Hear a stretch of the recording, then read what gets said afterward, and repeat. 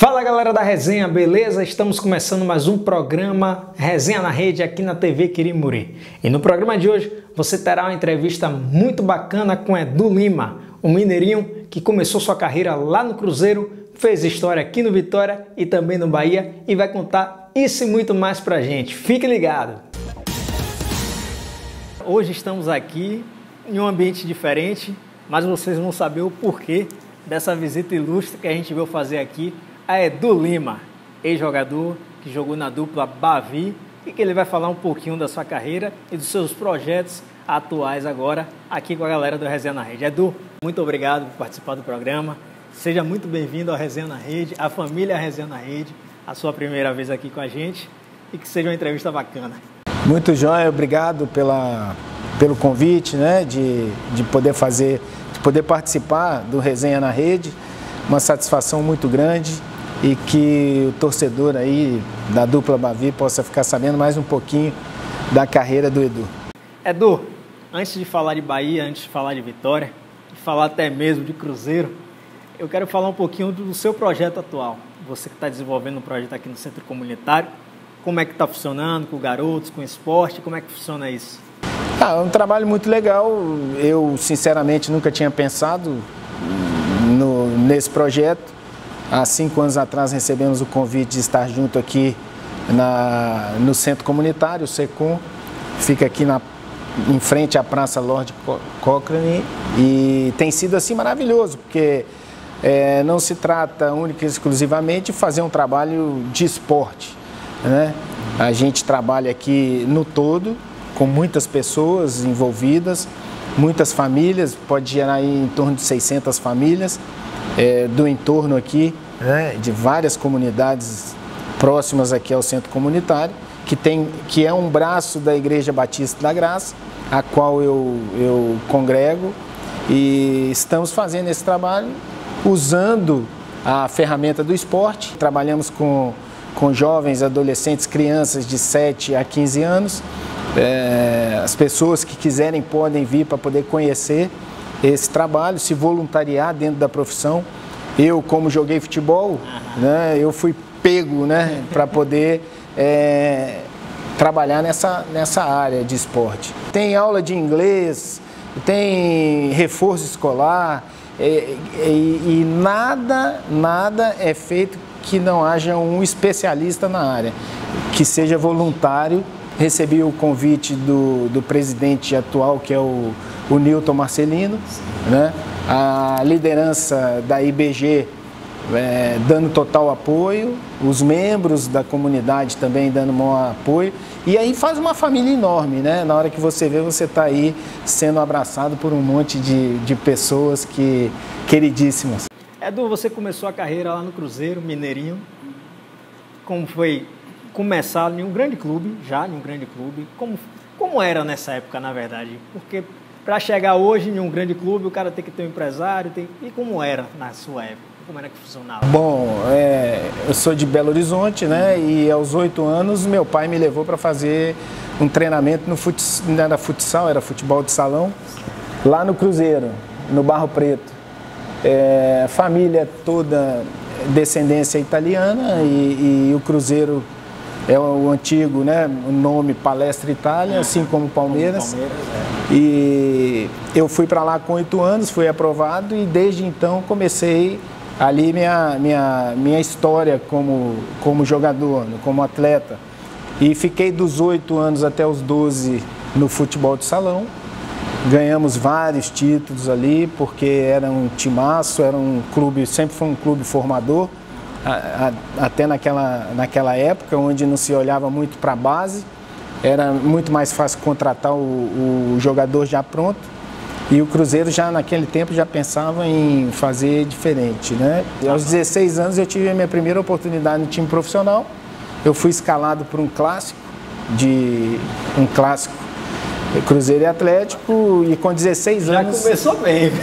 Aí com 16 anos eu dei o meu primeiro chute no profissional, nós ganhamos o jogo 1-0, e o treinador naquela época era o Didi, que foi o meia da seleção brasileira, campeã de 58, não jogava nadinha, e foi o meu primeiro meu primeiro treinador no time profissional. E como nós ganhamos o jogo, ele pediu para que o supervisor do clube, na época atual, ele é o supervisor, ele era o preparador físico, o Beneci Queiroz, pediu para que ele me avisasse que dali para frente eu ficaria no grupo de profissionais. E fiquei até os 20 anos, né? 4 anos no time profissional. Ganhei meu primeiro título como profissional em 1984. Então foi assim uma experiência. E, além disso, a questão da família. Meu pai e minha mãe se conheceram num baile no Cruzeiro.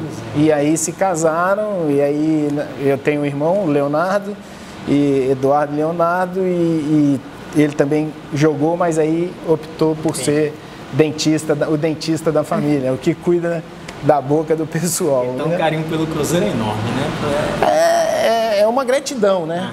Você vê um clube como o Cruzeiro, como era, como se tornou, principalmente na década de 90, já tinha um baita de um time. E o mais legal disso, Barreto, é que aquela turma, Tostão, Dirceu Lopes, sim. Joãozinho, aquele grande time, são pessoas assim lindas, cara, que nós convivemos, né, no dia a dia lá. Você ouvir um Dirceu Lopes chegar para você e falar craque, você é craque, então isso aí é muito legal, né? E o cara super educado, né? Aí você conviver com aquela turma toda, Raul, né? Que você via só assim, de vez em quando, e era videotape, né? Porque não passava os jogos. E dizem que antigamente, né? O que costumam falar, o garoto da base olhava os profissionais, pô, o cara tá ali, eu quero jogar. E hoje não é mais assim, né? Hoje o cara já pensa em Europa. Poxa, tem uma história muito legal que foi com o Palinha, o senhor Vanderlei Eustáquio de Oliveira, que o Cruzeiro disputava a final com o River Plate da Libertadores e foi campeão com o gol do Joãozinho de falta. E eu não me esqueço, aquele dia eu voltei para casa no carro dormindo, porque foi muito tarde o jogo e foi uma conquista histórica, né? E o pessoal marcava no Barro Preto, que era a sede do clube, para poder sair todo mundo para ir para o aeroporto, né? E a gente estava chegando, cara, para poder treinar. E aí nós vimos aqueles caras ali, os caras se preparando para um título inédito, para uma competição que naquela época era uma competição muito difícil para as equipes brasileiras. Ainda mais para uma equipe que não era do eixo também. Exato. Aí eu chego lá e encontro com o Palinha na porta. Eu falei, poxa, não tinha negócio de selfie, não tinha nada. Aí, mas tinha a caneta e tinha o papel. E eu falei, pô, você pode assinar para mim, Palinha e tal? E eu não me esqueço. Ele assinou e passou a mão na minha cabeça. Né? Isso aí foi em 76, 77.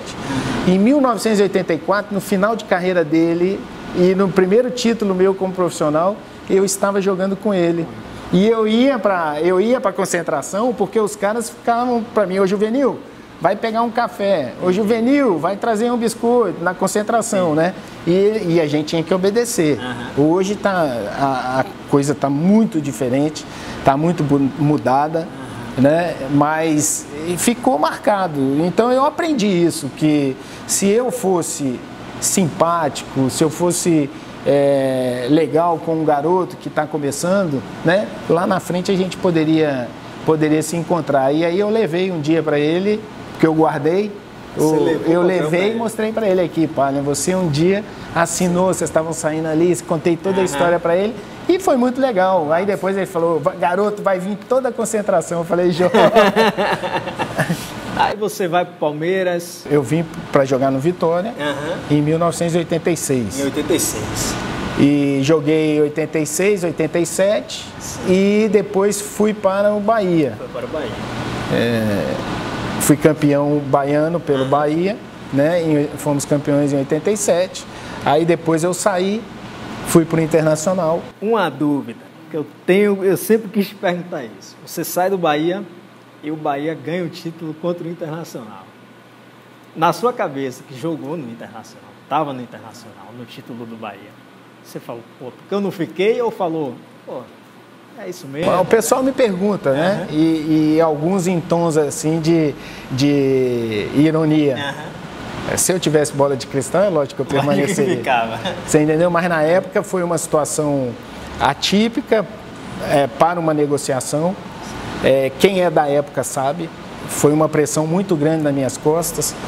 Eu tinha ali muito pouca idade. Eu tinha vindo, Vitória tinha pago em dólar ao Cruzeiro o valor do meu passe. Ainda existia o passe. E não foi barato.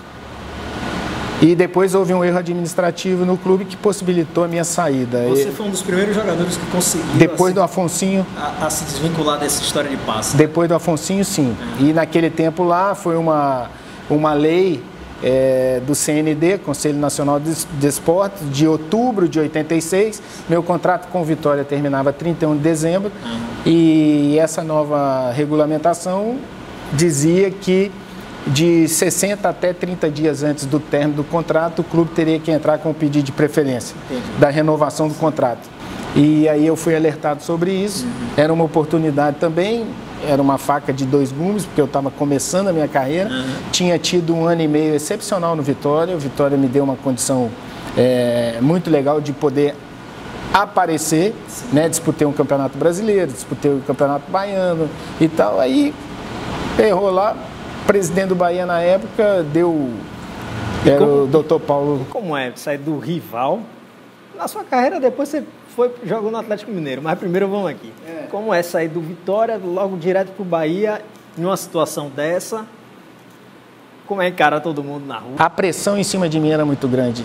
O senhor Orlando Aragão era o supervisor do Bahia e a gente nas concentrações não tinha celular, não tinha... Eu não tinha celular, ia todas as ligações para a sala do seu Orlando Aragão. E aí ele encaminhava a ligação, não encaminhava, ele mandava chamar para... Está acontecendo isso. E eu recebi várias intimações assim no telefone, pessoas que falavam que eram meus familiares, que na hora que eu atendia, aí falava, você vai morrer hoje, você isso, você aquilo, e pá. A delegação do Bahia saía no ônibus normal, eu ia num carro separado, com seguranças, para poder fazer o jogo. Imagina, cara, você novo, garoto e tentando suportar isso aí. Eu já tinha ficado conhecendo a minha esposa, que estamos casados até hoje, né? E eu tive que ficar longe dela, mudei de hotel 3 vezes. E aí surgiu essa questão do Internacional. Talvez, se não tivesse tido tanta essa pressão, talvez eu teria ficado mais tempo no Bahia e aí haveria a possibilidade de ter ganho a competição, porque o time era muito bom. E você trabalhou com Evaristo. Me fala um pouco como era trabalhar com um cara que hoje é tão folclórico na história do futebol brasileiro.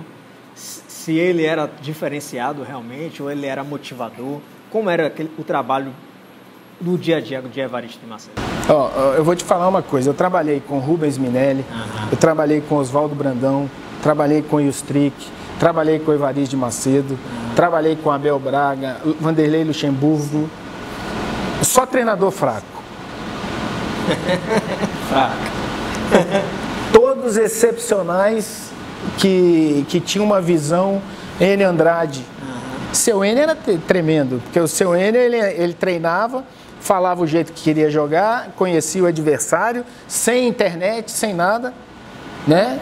E chegava lá e dava liberdade para que a gente corrigisse a maneira de jogar. Era só chegar perto do banco ali e falar assim, ó, o jeito que o senhor quer não está dando. Aí ele falou, então tira a carta da manga. A gente já sabia o que era, porque já estava tudo decorado, estava tudo treinado. A gente, quando consulta sua história, fala que sua melhor passagem, sua melhor fase foi no Guarani. Como foi estar naquele time, que o Bugre era, infelizmente, um time que, como a Portuguesa, praticamente foi destruído, né, ao longo do tempo e tenta ressurgir. Como foi sua passagem lá no Bugre, que todo mundo fala que foi sua melhor passagem no futebol brasileiro? sem dúvida, eu estava no Atlético Mineiro, o João Leite, goleiro, tinha jogado no Guarani, e surgiu, e desde os tempos de Internacional, o presidente do Guarani, o Luiz Roberto Zini, que é conhecido como Beto Zini, ele queria me levar para lá. Ele tinha um sonho de me levar para o Guarani, porque o Guarani foi campeão em 78 brasileiro, ele tinha Capitão, Careca e Bozó. Era o ataque, o 4-3-3 do Guarani naquela época. E ele achava que eu me assemelhava muito à minha maneira de jogar com o Bozó. E assim como o pessoal no Rio Grande do Sul achava que eu tinha muito das características do Lula, que foi campeão várias vezes lá no Internacional, com aquele time do Falcão, o Lula na ponta esquerda. E o João falou, o pessoal me ligou de Campinas, cara, eu já joguei lá, se surgir a oportunidade mesmo, se for bom pra você, vai. E eu tava matando a pau no Atlético, cara, porque eu fui pro Atlético em 91, minha filha caçula hoje está com vai fazer 29 anos, né? Ela tinha nascido em Porto Alegre, e aí surgiu a oportunidade, Flamengo e Atlético Mineiro. Pô, já estava 7 anos fora de Minas, meus pais querendo ficar próximo da netinha, e aí eu falei, vamos para o Atlético. Aí fui para o Atlético, substituí o Éder e o Edivaldo. E a torcida do Atlético, a loucura, já sabendo que eu era... E você surgiu no rival. Surgi no rival. Aí eu falei, pô, se eu não correr aqui, eu tô morto. E graças a Deus fui campeão lá, artilheiro, e me dei muito bem. E aí surgiu essa oportunidade de ir pro Guarani. E aí eu fui pro Guarani em 92, fiquei até 96. Tive a oportunidade de ver a construção de um trabalho de base tremendo, que foi lá no Guarani. Ele, pô, tinha jogadores maravilhosos, e da safra ali de baixo surgiu o Amoroso, o Luizão, aí veio o Djalminha do Flamengo, aí Carlos Alberto Silva, né, treinador que já chegava lá nos treinos, mandava botar caneleira, molhava o campo, porque ele tinha trabalhado em Portugal. E aí importou isso. Você está entendendo? O cara já via na frente. Então, não tinha negócio de meia soquete pro treino. Era treinar do jeito que jogava, né? E aí nós pegamos firme ali com essa garotada.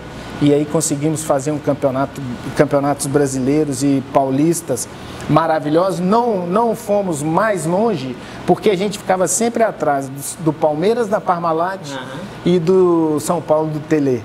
Mas o terceiro time à frente de Corinthians e Santos era o Guarani.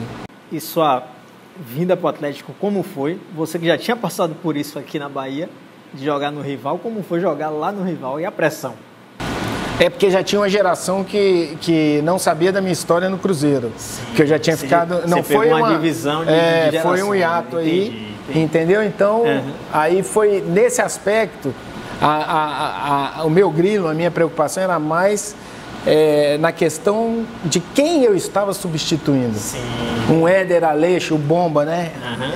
Copa do Mundo. Pô, a torcida do Atlético apaixonada com o cara. Aí tinha o Edivaldo, que faleceu no acidente de carro, e foi assim, muito triste, né, pra gente. Mas substituir esses caras, que tinham origem lá, era assim, eu tinha que treinar dobrado. E encaixou, né, porque nós ficamos em terceiro lugar no Campeonato Brasileiro. Copa do Brasil, nós fomos desclassificados na semifinal para aquele time do Criciúma, famoso, que o Filipão estava começando a carreira, né, que acabou sendo campeão naquele ano, e nós saímos na semifinal, né? Fatalmente, se a gente passa o Criciúma, pegaríamos o Bragantino, como foi na final, e teríamos assim uma chance, quem sabe, maior de ser campeão, sermos campeões da Copa do Brasil. Mas depois foi campeão da Conmebol, né, da Supercopa, e acho que era Supercopa dos Campeões da Libertadores, o Conmebol fazia, mas a questão foi essa, e eu me senti muito à vontade. E aquela geração, a geração mais nova do Atlético me viu jogar, a geração mais nova do Cruzeiro não me viu jogar. Eu falo para eles que eu fui o grande reserva do Joãozinho, o bailarino da Toca, que era tremendo também, fantástico, cara, e o aprendizado tudo. Mas o Atlético foi também uma passagem muito vitoriosa, uma passagem sim, que me surpreendeu muito pela aceitação da torcida, entendeu? Comigo e o carinho que eles têm comigo. Então foi assim outra marca assim muito legal. Você tem uma passagem de sua história que você, depois de jogador, tenta ir pela via, continuar no campo, ser treinador. Porque não deu certo, desistiu, pretende voltar, como é que funciona? E quem descobriu o Dudu foi esse cara aqui. O Dudu foi uma história legal, porque eu tive a oportunidade de trabalhar 7 anos na base do Cruzeiro. É uma escola também, ali você faz o vestibular, você faz a faculdade, a pós-graduação. Né? Na época que o Cruzeiro tinha times espalhados só de jogadores formados ali. Exato, investimento. Então, pô, Gomes, goleiro, foi para a Europa, Maicon foi para a seleção, Jonathan para a seleção. E aí, se eu for enumerar aqui, Maxwell foi jogar no Barcelona. Então, foi jogar no Barcelona, na Inter de Milão. Né? O Fenômeno tinha chegado na mesma, eu cheguei em 2002, então o Ronaldo já estava brilhando, né? Mas um trabalho de base tremendo. E aí eu fui lá, cara. Cheguei lá, fiquei 7 anos aprendendo muitas coisas e eis que o Cruzeiro até hoje, ele recebe mais de 100 garotos toda segunda-feira. E aí na sexta-feira você tem que liberar para poder vagar os quartos do alojamento para outra segunda. E aí o cara não deu aquela dúvida na cabeça e tal, de ver o moleque e tal. Puxa vida. Aí eu chamei uns companheiros meus que trabalhavam comigo na época e nós jogamos na base do Cruzeiro junto. E falei, pô, me criou uma dúvida aí, cara. Fomos no diretor de logística lá, que é o seu Carlinhos Catira, um cara sensacional. Falei, seu Carlinhos, tem uma vaga aí que nós estamos com uma dúvida num garoto aqui e precisamos olhar ele mais a semana que vem. Aí ele pegou e falou assim, não tem não, mas a gente vai colocar ele aqui apertado. Beleza. Aí chegou na outra semana, nós fizemos treinamento lá, cada um de nós ficou que a gente não pode ficar junto, para você não chamar atenção, não comprometer também a sua ideia. Um ficar falando, não, exato. É bom, o outro Aí ficou um em cada canto lá, acabou o treino, nos reunimos, pô, aquele baixinho. Né? Todo mundo foi nele. Todo mundo foi nele. Aí eu falei, então vamos aprovar. E aí levamos lá e tanto para aprovar quanto para desaprovar, você tem que justificar, né? Assinar, eles colocam lá no arquivo e aí o cara, não, o Edu liberou o Dudu. Quem liberou foi o Edu. Já está lá assinado, né? E aí me chamaram lá, cara, o diretor da época da base me chamou e falou assim, você tá doido? Você vai aprovar um menino desse? Porque o Dudu ele é bem fraquinho fisicamente, mas era um terror, cara. Aí eu falei, então faz o seguinte, se você quer liberar, você libera e me demite. Você. E você assina. Porque ele tem que ficar. E aí, rapaz, foi um alvoroço lá e acabou o Dudu ficando. Os meus companheiros de trabalho assinaram junto comigo, pegaram firme junto. E aí o baixinho ficou. Mas é interessante isso, porque isso aí me dá subsídio para ver que isso aí foi 2002. Sim. Nós estamos em 2019. Então são 17? Isso. 17 anos. O Dudu tem 4 anos que ele está na balada. Então você pega 17 menos 4, quanto tempo para maturar você tem? Então é por isso que é a minha preocupação quando aparece, por exemplo, um Ramírez aqui no Bahia, jogar o menino lá para cima. Não, são 17 anos no mínimo, 15 anos no mínimo, para o cara chegar e estourar. Um cara que tem uma condição, né? E aí tem outra história interessante, porque o Dudu é 9'2", e o Dodô 9'2". E os dois jogaram na mesma posição. E a gente teria que liberar alguém. Aí você chega e fala assim, ô Dodô, eu tô vendo você, cara, você não quer fazer a lateral esquerda, não? Pô, você ter o Dodô e o Dudu no mesmo time, pô, vai me ajudar pra caramba. Entendeu? Vai me ajudar pra caramba. Aí ele pegou e topou. Como é para convencer o cara? Pô, tipo assim, ele já deu certo na posição. Porque eu acho que na base você tem que trabalhar o garoto em mais de 2 posições. Você tem que esgotar as possibilidades para ele. Porque ali é um funil. Porque ali vai ter um tempo de aparecer mais, dependendo do clube e do trabalho que é feito de gestão ali, vai depender muito da evolução desse garoto. Porque o Maxwell, ele não era lateral esquerdo, ele era volante. Mas o Maxwell estava 5 anos no Cruzeiro e estava com o atestado liberatório dele assinado. E surgiu uma oportunidade de uma excursão para a Alemanha e para a Holanda. E o lateral esquerdo titular teve uma contusão na véspera da viagem. Aproveita o garoto até a última instância. Bota o Maxwell na lateral, ele é volante, mas bota ele na lateral. E aí chegou lá, foi vendido por 4 milhões de dólares para o Ajax, um garoto que estava com a assinatura da liberação em cima da mesa. Sim, e por que desistiu de ser treinador? Ou não desistiu? Não, eu fiz todos os cursos quando eu parei de jogar em 98, aí eu comecei a estudar. E eu tive 2 oportunidades reais. Passei primeiro pela base, 7 anos, e depois surgiu a oportunidade de eu treinar o Colo-Colo de Ilhéus e o Fluminense de Feira de Santana. 2 clubes campeões da região. Falei, pô, é legal, se eu fizer um bom trabalho, Bahia e Vitória pode associar um nome, chama atenção, faz um convite e você aí vai, né? Mas não é bem assim, porque você trabalha num clube como o Cruzeiro na base, e aí você vai para um time profissional que não tinha uma estrutura para você poder trabalhar e que você queria colocar algumas coisas, mesmo sabendo que todas você não poderia, porque não cabia, você de repente poderia ficar até sendo mal interpretado. Entendi. Sabe? E o pessoal faz time para 3 meses. E aí para mim foi uma experiência boa porque eu não peguei mais. Entendi. Entendeu? Entendi. Aí surgiram outras coisas, então assim eu não quero. Eu não digo para você que eu nunca mais vou dirigir um clube, sabe? Eu gosto da questão, eu prefiro lá no sol do que no ar-condicionado. Entendeu? Eu tive grandes treinadores, tive grandes palestrantes falando de futebol, como Peckerman, como Sack, entre outros, e que a gente investiu para poder saber a respeito da história deles também, de construção de equipe, como se trabalha na base.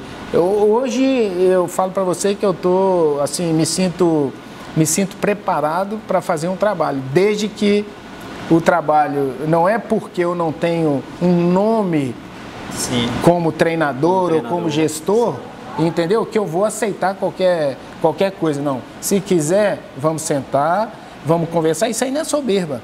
É simples questão de ajuste, né? Vamos sentar, vamos conversar. Eu creio que eu posso ser muito útil nessa questão dessa construção, entendeu? Porque eu tive muitas oportunidades. Eu vivi dentro, vivi fora, tenho uma visão global, né? E tem muita coisa que pode ser feita, que eu posso ajudar a fazer grandes times, ter grandes conquistas, revelação de jogadores, entendeu? Por causa dessa expertise, né? Vamos dizer assim, que o mundo do futebol me proporcionou. E o futebol não é varinha mágica, que você vai bater assim e vai... Começa tudo a dar certo. Começa a funcionar, meu irmão, depois de 1 ano e meio junto, aquele grupo junto, pensando e reforçando no lugar certo, entendeu? Contratações pontuais, tem que ter 4, 5, 6 garotos do sub-20 já no meio, entendeu? Como eu um dia fiquei com o Nelinho, com o Palinha, com esses caras mais velhos, que eles chegavam para mim, o Juvenil, desacelera. Juvenil, agora acelera. Juvenil, marca assim, o posicionamento assim. Aí você aprende lá na prática. Agora, não é muito minha praia esse negócio de muita coisa colorida no telão para jogador de futebol ouvir. Jogador de futebol gosta que você treine e fale com ele 15 minutinhos na preleção, entendeu? E aí vai tocando o negócio. Esse negócio de muito colorido, para poder chegar e falar assim, porque startup, não sei mais o que, é colorido aqui, isso aí, filho. Aí se na hora que o olhinho lá dentro fecha, aí, filho, aí acabou. Edu, para encerrando aqui, queria saber por que o Mineirinho escolheu Salvador para viver. Eu vim em 86 aqui, cheguei aqui em março e maio, junho, eu fiquei conhecendo a minha atual esposa. E aí foi isso, aí moramos em Minas, moramos em vários lugares e é a mãe da minha filha. E aí, baiana, ela sente uma falta daqui danada. Eu falei, tá bom, eu vou fazer esse sacrifício. Que sacrifício. Que sacrifício. Acordar e ver vou tomar água de coco, andar na orla, dar uma abraçada na praia. E aí acabei habituando, cara. Você sabe que nos meus anos de vida eu tenho mais tempo de Salvador do que propriamente de Minas, né? Mas super legal, super gostoso, estamos aí, adaptado, radicado. O soteropolitano me recebeu muito bem, tenho carinho pelo povo daqui, também o pessoal também, eu creio que tem um carinho comigo, entendeu?